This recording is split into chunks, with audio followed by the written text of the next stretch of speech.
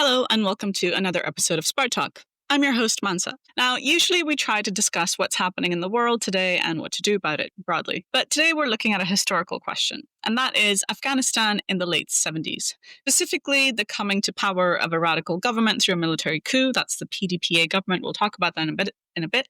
And the subsequent Soviet invasion of Afghanistan in 1979. Now, why we're doing this is because we recently have a critical review of our own intervention into this important historical event. And my guest today is a comrade who wrote the article in Workers' Vanguard that lays out this correction, and that is Jon Brule, a longtime Central Committee member of the Spartacist League US and the ICL. Hi, Jon. Hi. So before we get into the nitty-gritty and the substantial questions, I have a more general one, which is why did we do a critical review of our line on Afghanistan?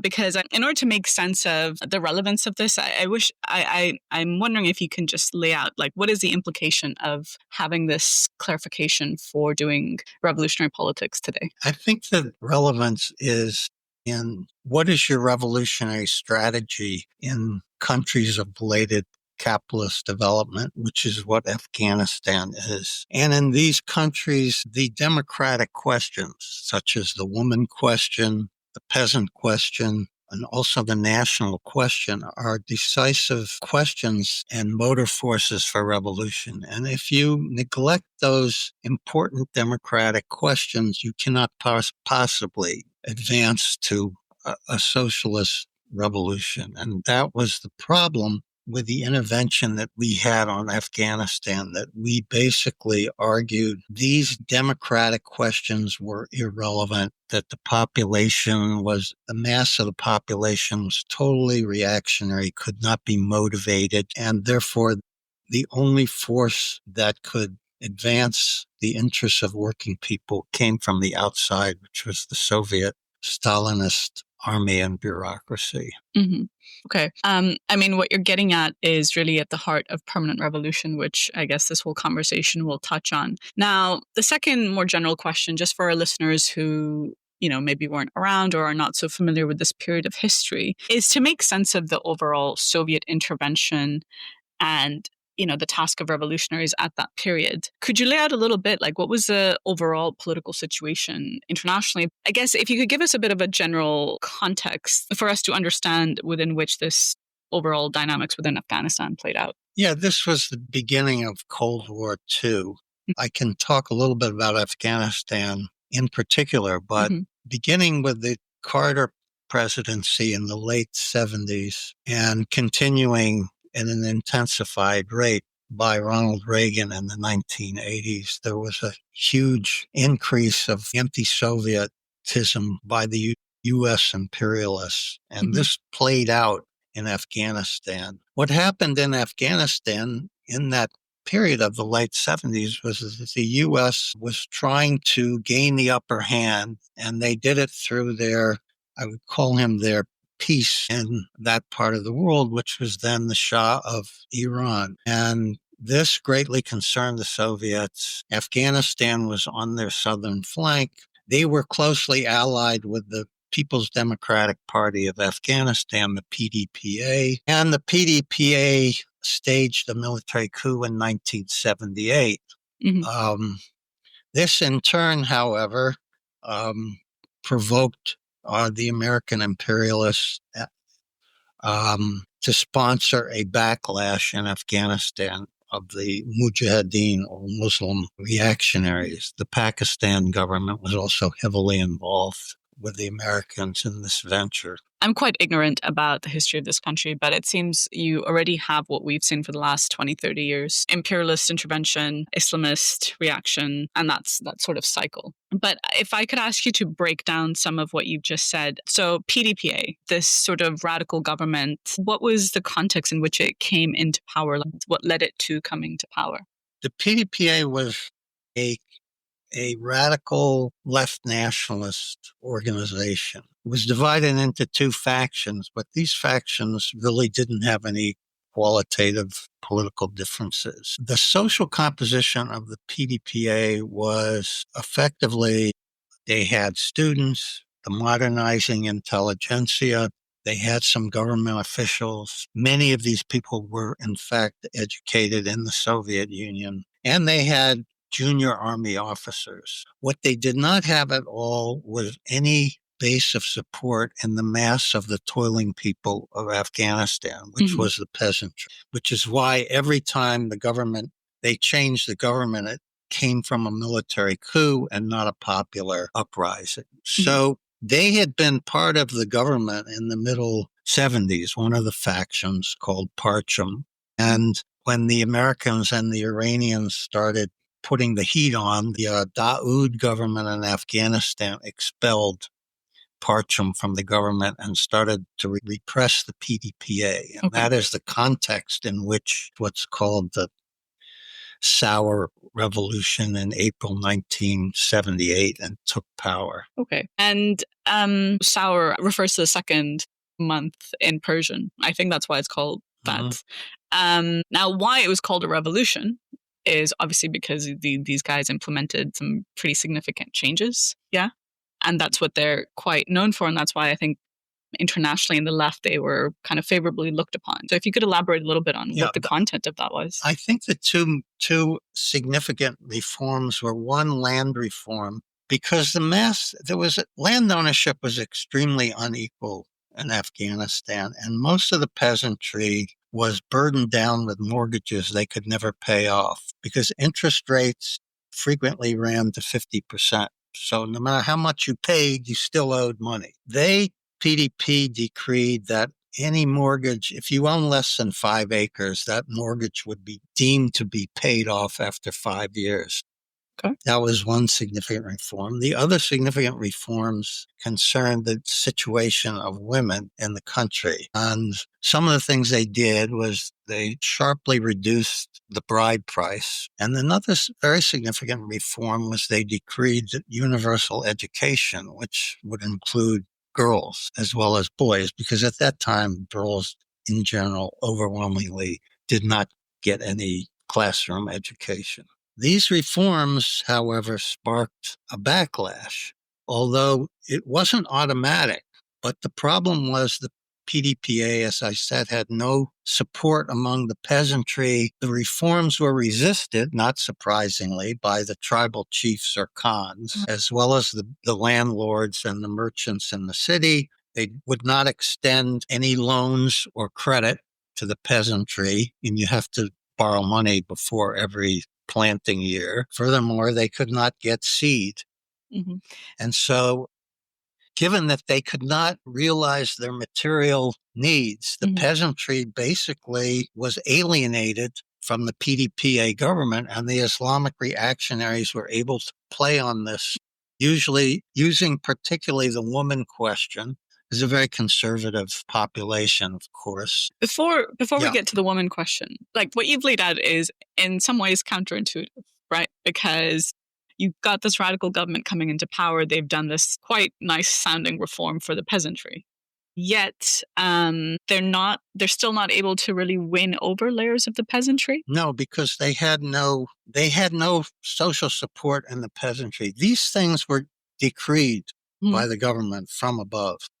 They then precipitated resistance from the wealthy tribal leaders, the landlords, the bankers in the city that extended credit. The PDPA, having no social support among the peasantry and not really desiring to do that, could not actually implement these reforms. They were, remain mainly on paper. So what you mentioned about the fact that though quite radical, these reforms in many ways stopped short of what was necessary, right? So, for example, the question of loans. Though a peasant could, pay off their loan in 5 years or whatever. What was it that you were explaining? But I mean, I guess what I'm trying to get at is you've got Afghanistan, a massively impoverished country, right? And you have a radical government coming in saying, okay, look, here's good things.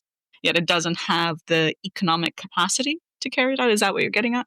The government, what was necessary was actually a revolutionary mobilization of the peasantry to carry out these reforms, which would have meant, kicking out the landlords, the tribal leaders, etc. But that's not what the playbook of the PDPA was. In fact, they did not want to alienate the tribal leaders and so forth. So they would not mobilize the social forces such as the peasantry that were necessary in order to beat back these obstacles to implementing the reforms. In other words, they didn't want to make a social revolution in Afghanistan. Yeah. So the reforms became dead letters. Yeah. I mean, again, we sort of mentioned permanent revolution at the start, but this is a concrete playing out of how if you don't champion and fight for the democratic questions, through the social power of the peasantry and the proletariat with a program to actually change the status quo, it's going to end up undermining. All they did was actually, at the end of the day, what they got was a huge backlash from Islamic reactionaries who played on the fact that the material position of the peasantry had not been qualitatively improved. And they used the woman question. They used the woman question principally as a rallying cry for their reaction. And it's quite tragic that today it's the same thing. The Taliban is in power and they use the woman question as a means of, fighting back against any kind of quote progress. Yes, and they're able to capitalize on the fact that they can point to the fact that if you're talking about Afghanistan today, that how many years was it? 20 years of American occupation of the country did nothing for the masses of Afghan people. So they can say this is a problem with the imperialists and you have to go our way. Yeah, exactly. Okay, so we have a bit of a picture now of what was happening in Afghanistan. PDPA came in. Now, what led to the intervention by the Soviet army? Okay, so where we're at is following the Saur Revolution. I think later in the summer of that year is when the PDP introduced these reforms. Then you get a backlash. The Soviets were very alarmed by the backlash because they feared it was destabilizing the country and they feared that there would be some kind of reactionary pro-American government that would result. Was that quite likely? Quite likely, yes, because the Mujahideen were actually financed and supported by the imperialists and the Pakistani government.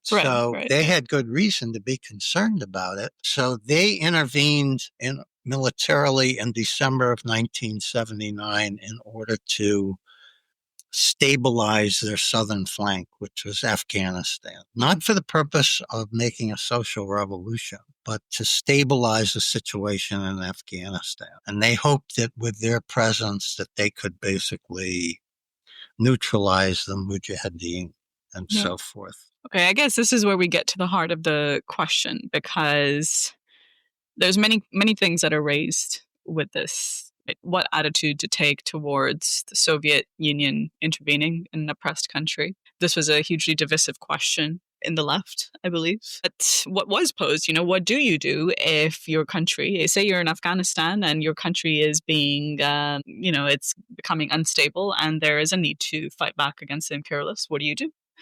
I guess, let's just start by talking about, so you've got the Soviets intervening. Why was this a big deal? And what was a correct perspective for revolutionary to take on this matter? Okay. It was a big deal because this became like kind of the main point of the Cold War. The Reagan administration in the US, allied with the imperialists elsewhere, really went full blast, denouncing the Soviet intervention and screaming about how the Soviet, quote, imperialists, unquote, had taken over poor little Afghanistan. So this is the American imperialists talking about Soviet imperialism oppressing a poor country. Okay. Exactly. And the response of most of the left, well, it really was divided into two categories. One, a lot of the left basically tailed after the imperialists I can give some detail, but the basic line was that in a couple of extreme cases, like the Lambert organization in France and the Moreno, they literally sided with the Mujahideen against the Soviet army. So the imperialist-backed militia in Afghanistan, they backed that against the Soviet Union. A lot of others demanded that the Soviets withdraw their troops. What was the correct position? Well, we strongly defended the Soviet military in the sense of siding with them in the fight against the imperialist-backed Mujahideen. This was quite correct. The problem with our intervention was not that. The problem was that we were basically our strategy was that the Soviet intervention would necessarily lead to, a social overturn in Afghanistan, i.e. revolution. Yes, revolution. The way we put it was, it's possible the Soviets might do a deal with the imperialists, but this is very unlikely. The likelihood is a prolonged military occupation by the Soviets that could result in a social transformation of Afghanistan. This was very fatuous. We should have been for the Soviet side militarily, but should not have given that kind of political support to the Soviet bureaucracy, which had not only did not intervene in order to make a social transformation, but very early on in the fighting, Brezhnev, the Soviet leader, said explicitly, we will pull out our troops if you, the West, stop aiding the Mujahideen in Afghanistan. So from the beginning, they were looking for some kind of reconciliation. I mean, as you said, to, quote, stabilize their southern flank for their own interests. And the other thing about the Soviets was that they intervened in part to restrain the PDPA's reforms because they thought they were too radical. And they argued wrongly that this is what was inflaming the Mujahideen. So, for example, at a later date, they said, well, if you're an army officer, we exempt you from the land reform. If you were a landowner. I see. Or if you fled to Pakistan, because of the PDPA reforms, if you come back to the country, you can reclaim all your land. In other words, get it back from the peasantry. This is the Soviet restraining restraining the PDPA program. And what it points to is what happened is throughout this period, this is an understanding of the Stalinist bureaucracy that on the one hand, it can take some measures to defend the Soviet or a worker state, but in the long run, it undermines the very existence of that state. From the beginning, even while they were in the middle of this Cold War and they had poured in all these troops into Afghanistan, they really were seeking a deal with the imperialists. Mm-hmm. Finally, that's what you got years later under Gorbachev. And he pulled out in 87 and 88. Mm-hmm. And the result a couple years down the line was a total disaster because the Mujahideen took over, savagely butchered the PDPA and its supporters, put the women back in the chadors, and so forth. And then a couple of years after that, they had their own faction fight. The Taliban came in, and so forth. But to basically argue that the Soviets, the Soviet intervention would result in a social transformation of the country per se was really wrong. Yeah, I want to spend a few minutes talking about this because in some ways you could argue that this has implications for how we approach China today, and other deformed worker states and the question of military intervention, although that's an abstract question.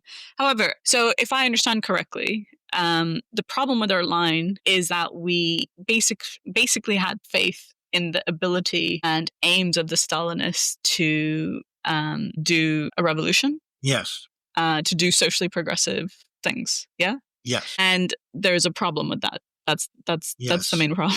Okay. So I guess what I want to ask is you've laid out elements implicitly in what you've said. Like what would have been the correct perspective? If we were, say we were fighting on the ground or PDPA, radicals fighting on the ground, what would have correct Leninist approach looked like? I think there were two key elements. One, our position was premised on the fact, which is wrong, that because there was no significant working class in Afghanistan, proletariat, you could not have a social transformation from within. This is not true. And we can go back if you want to look at what the Comintern said about that in the 1920s. But what could have been done and should have been done is some version of Soviets or councils of peasants who would carry out the land reforms and would actually counterpose themselves to the exploiters in that country and the landlords and the tribal chiefs, as well as their imperialist backers. The second real component was the Soviet troops themselves, because a number of these soldiers came from areas of Soviet Central Asia just north of the border, like the Tajik and Uzbeki population. And they were keenly aware of the fact that their grandparents had lived in conditions very similar to what the Afghani people experienced, and they wanted to change things. They appreciated what social transformation of their area had done for them. And they could have been a motive force for revolution, but they didn't run the army. Right. Because this was run by a Stalinist government. What you really needed were Soviets or councils of these soldiers, which would have been a political revolution, or the basis of one in the Soviet Union. That is, they would have been independent of the Stalinist Soviet regime. Now, those two forces, Soviet soldiers organized in their own councils, plus the peasantry organized in peasant councils, would have been the basis for, a social transformation in Afghanistan. So that's what I would argue. Yeah. You mentioned the Comintern in the 20s. We're drawing on historical lessons from Lenin and Trotsky when we put this forward, right? This isn't just abstractly, okay, well, that was wrong and now it's immaterial. Now we would have done this. But what are the actual lessons from the revolutionary movement on this question? They had to deal not only in the territory of Soviet Russia, but also in the surrounding area with very economically primitive areas like Soviet Central Asia was at the time. And so they had an important discussion about that, for example, at the Second Comintern Congress in 1920. And the question came up, well, what do you do if you don't have a significant working class or industrial working class in a country? Is it impossible to make a social revolution? And the Comintern decision was, no, it is possible, and that you can, and Lenin was very explicit about arguing that you can set up Soviets even on the basis of just the peasantry and in alliance with the proletariat of advanced countries, you can skip the capitalist stage of development altogether. That was the discussion. The reason why they had the discussion is they had to carry this out, both on their own territory in Central Asia and as a program for the surrounding area, because in many parts of the world, you didn't have a significant industrial working class. But those lessons we totally ignored. And our line was literally that without a significant industrial working class, it is impossible to have a social transformation. Now, so what do? Then the only way forward is coming from the outside, which in this case meant relying on the good graces of the Soviet bureaucracy to intervene and carry out a social transformation, which, there's no argument here because the proof is in the pudding. This totally was a total failure. Yeah. I guess that's where I want to start bringing this to. You've made the claim a number of times that this was a complete disaster in terms of the whole episode, right? Including the pulling out of the Soviet troops. Because I think we've touched on the kind of key lines of, what was going on and the approach and so on.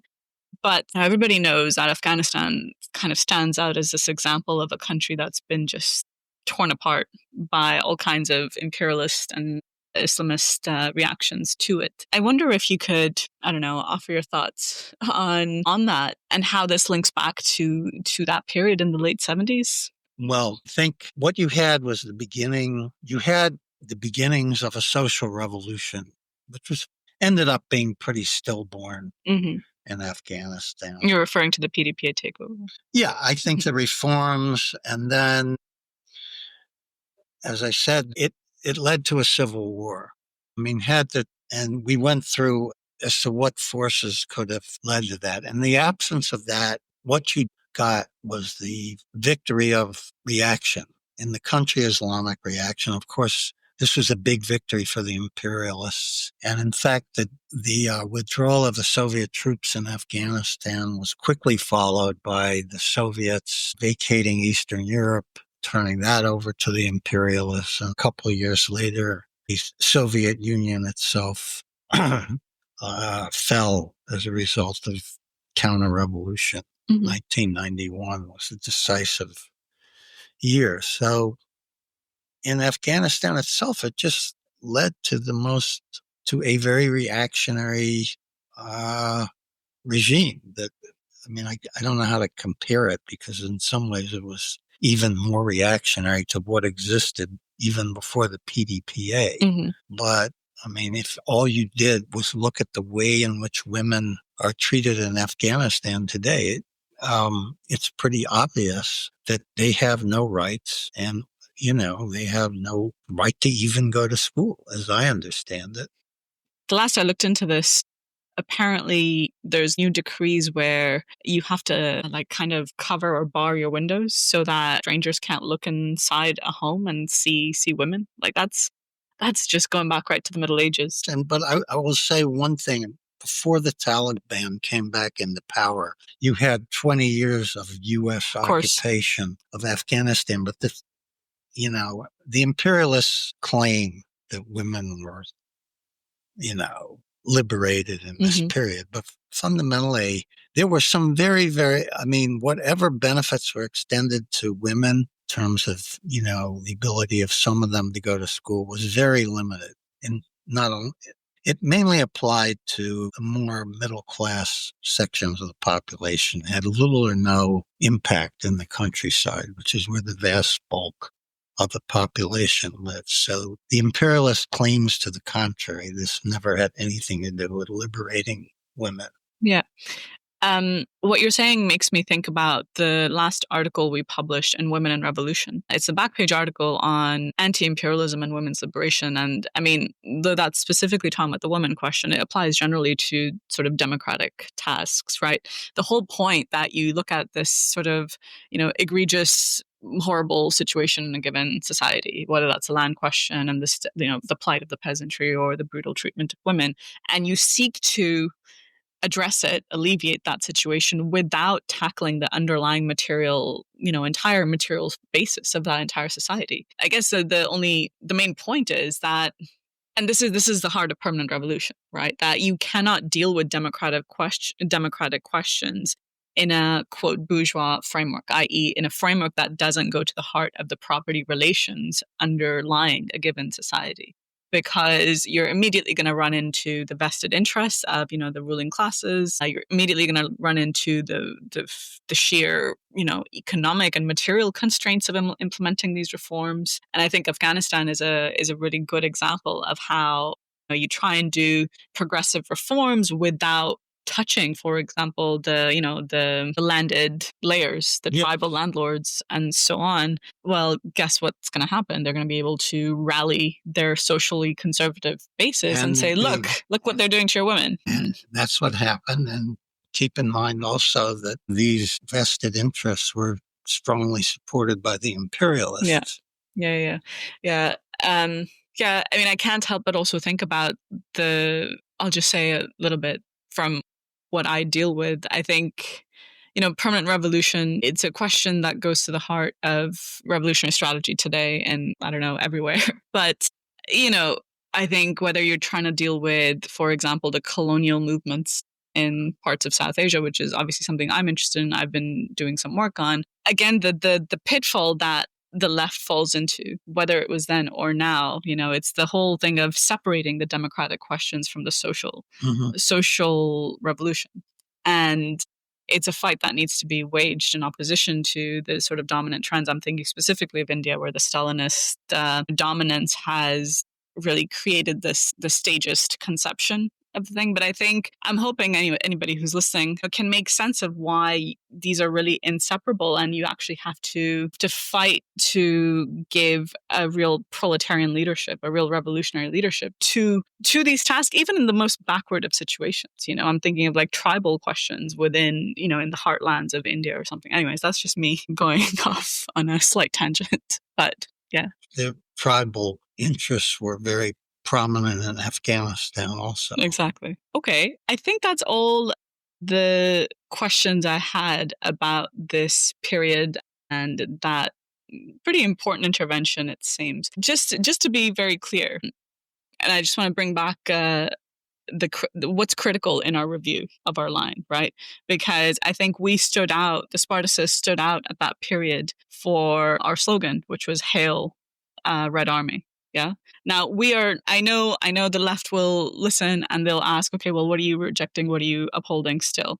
I was just wondering if we can maybe wrap this up by just, succinctly laying out what we still keep and what we are rejecting in our heritage. Well, I think what we keep very strongly is our position of siding with the Soviet in the civil war in Afghanistan, with the PDPA and Soviet army on one side versus the Mujahideen, who were backed by the imperialists. Mm-hmm. On the other, we strongly sided, and there's no reason whatsoever to repudiate our position of military support. You asked about the slogan of Hail Red Army. There's two sides to this, I guess I would say. On the one side, I think there's no reason why we should have second-guessed the fact that the Soviets intervened militarily in Afghanistan. They were subjected to massive provocations in this period by the imperialists. So that's on one side. But on the other side, when we talked about Hail Red Army, we imbued it with a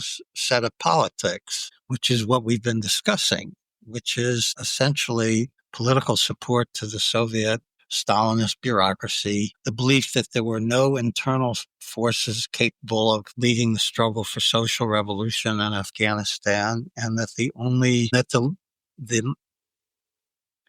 only way forward was by relying on the Soviet military intervention, and that the Stalinists would inevitably, at the end of a long military intervention, carry out a social transformation or social revolution in Afghanistan. I think that's wrong. And to the extent that people sometimes associate that with the slogan, Hail Red Army, that part of it, I would say, is wrong. Mm-hmm. But I do not want to repudiate the fact that we sided strongly with the Soviet Red Army, nor do I think that we should, denounce the Soviets for having intervened militarily. The question is, what do you do in a situation like that? Mm-hmm. Can I make like an analogy to Well, I mean, when the Soviets intervened in Poland, in 1939, 1940, Eastern Poland. Now, this is, on the one hand, this was in the context of the Hitler-Stalin pact. Now, Trotsky did not get up and, say, I think this intervention is really great. But on the other hand, he didn't say, Soviets, this is terrible. The Soviet army must get out. Once the battle lines were drawn up, he very clearly, the Trotskyists took a side. Yeah. Like, what's the starting point for taking that side? Is the defense of the Soviet Union? I think the defense of the Soviet Union was decisive. Moreover, in that situation of Afghanistan, it was very clear. But on one side, you had the imperialists and reactionaries. On the other side, you had the Soviet army and the PDPA. Mm-hmm. But definitely as this became like a key part of the Cold War, and we clearly wanted to see the Soviet side win. The problem is that Soviet Stalinists did not have a strategy of prosecuting this war successfully. Mm-hmm. It wasn't that the war was wrong. It was that they didn't fight to win it, and it wasn't just a military question. Because the whole time they were looking for a deal with the imperialists. I forgot to raise this question earlier. Now, I am very far from how an Afghan person views this entire situation. I assume it's controversial. Why I'm asking is, you mentioned that one of the trends on the left was opposing Soviet, quote, imperialism, right? Yes. Like, oh, look, you're going into, the Soviets are going into an oppressed country. Now, I don't know how much traction that view has amongst people of that country, but what would your view be on that? Like, how would you answer that? Is where you kind of got the example of how the Lenin's and his intervened, and the Comintern intervened in Mongolia. I think it was 1920 or 21. And they were approached by the Mongolian People's Revolutionary Party. There was, at the time, Mongolia, was overrun by the Japanese imperialists and the white counter-revolutionary Russian generals. And the Soviets established a real working relationship with them. And the Soviet troops ousted the Japanese imperialists and the white generals and enabled a social transformation in Mongolia. And that was our model. But see, they had strong support among the laboring people of Mongolia, which were called Arats, which means herdsmen. Now, the thing about the national intervention, that could be poisonous.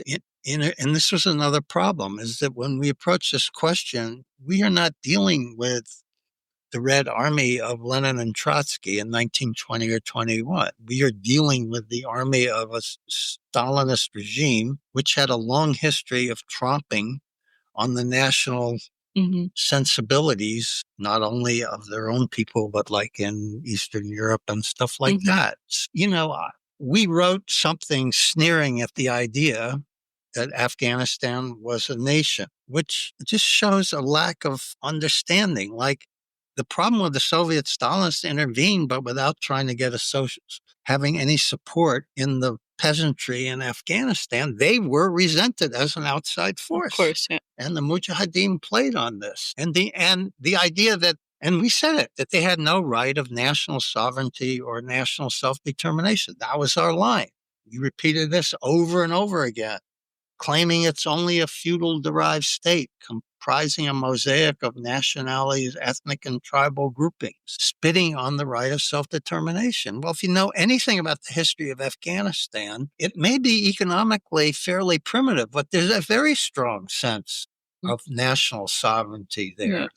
As witnessed the big wars that were fought in the 19th century against both Russian and British occupation, and then later in the 21st century against the American occupation of Afghanistan. So that just was this was like a cover, I would say, or an apology for the Soviet Stalinists.